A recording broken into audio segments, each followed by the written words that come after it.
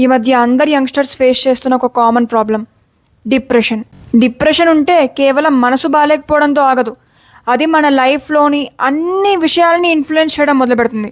పొద్దున లేవాలనిపించదు, టైంకి నిద్ర పట్టదు, రోజంతా నిద్రపోతూనే ఉండాలనిపిస్తుంది.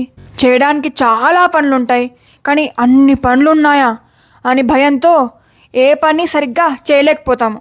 ఇంట్లో వాళ్ళేమో బద్ధకమని తిడతారు, కానీ మనకే తెలుసు మన మానసిక పరిస్థితి బాగాలేదు అని. ఫోన్లో స్క్రోలింగ్ చేస్తూనే ఉండాలనిపిస్తుంది. ఆఫీస్ ఇంకా కాలేజ్ పని పక్కన పడిపోతుంది, స్క్రోలింగ్ చేస్తూనే ఉండిపోతాము. కొంచెంసేపు అయ్యాక మళ్ళీ రియలైజ్ అవుతాము, అయ్యా నా పనులు ఇంకా పెరిగిపోతున్నాయి కదా ఈ స్క్రోలింగ్ వల్ల అని. ఇదంతా ఒక ఎత్తు అయితే దీనివల్ల వచ్చే హెల్త్ ప్రాబ్లమ్స్ ఇంకో ఎత్తు. దీనికి పరిష్కారం ఒకటే, సాహసం.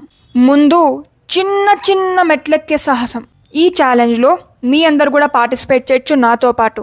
నా last week Instagram screen time 18 hours 43 minutes. రోజుకి యావరేజ్ చేస్తే 2 hours 40 minutes. సో మన ఈ వారం గోల్ ఏంటి? మీ Instagram weekly screen time check చేసుకోండి. నెక్స్ట్ ట్యూస్డేకి మినిమం ఈ వీక్లీ టైం 4 hours కింద పడాలి, తగ్గాలి. అంటే రోజుకి 40 minutes తక్కువ ఇన్స్టాగ్రామ్ చూడడం మొదలు పెట్టాలి. మరి ఆ 40 minutes ఏం చేయాలి? హాఫ్ అన్ అవర్ ఎక్సర్సైజ్ చేయాలి, ఇంకా 10 minutes ఒక నాన్ ఫిక్షన్ బుక్, అంటే స్టోరీ బుక్స్ కాకుండా మనకి జీవితంలో ఏదైనా వాల్యూ యాడ్ చేసే పుస్తకం. నేనైతే ఎన్నుకున్నాను అటామిక్ హ్యాబిట్స్. ఇది ఒక సెల్ఫ్ ఇంప్రూవ్మెంట్ పుస్తకం అన్నమాట. మన హ్యాబిట్స్ మంచిగా బిల్డ్ చేసుకోగలగడానికి ఈ చిన్న మెట్టు ఎక్కడమే మన మొదటి ఛాలెంజ్. నేను నా బెస్ట్ వర్షన్ అయ్యే ఛాలెంజ్ స్టార్ట్ చేస్తున్నాను ఇవాల్టి నుంచి.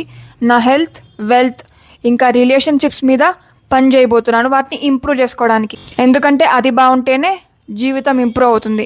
ఈ వీడియో చూశాక మీరు ఈ ఛాలెంజ్ తీసుకుంటే నన్ను ట్యాగ్ చేసి నాకు చెప్పండి, మీరు కూడా నాతో పాటు ఈ ఛాలెంజ్ తీసుకుంటున్నారు అని చెప్పి. నా ఈ ఛాలెంజ్లోని ఫస్ట్ 2 rules తెలుసుకున్నాము, కానీ దీనికి ఇంకొన్ని రూల్స్ ఉన్నాయి. అది రాబోయే వీడియోస్లో తెలుసుకుందాం. కాబట్టి అప్డేట్స్ మిస్ అవ్వకుండా వెంటనే ఫాలో చేసేయండి. ఇంకా నేను ఏ లైఫ్ లెసన్స్ నేర్చుకుంటున్నానో పుస్తకం చదవడం ద్వారా ఇంకా నా జీవితంలో బెస్ట్ వర్షన్ అయ్యే జర్నీలో మీతో పంచుకుంటాను.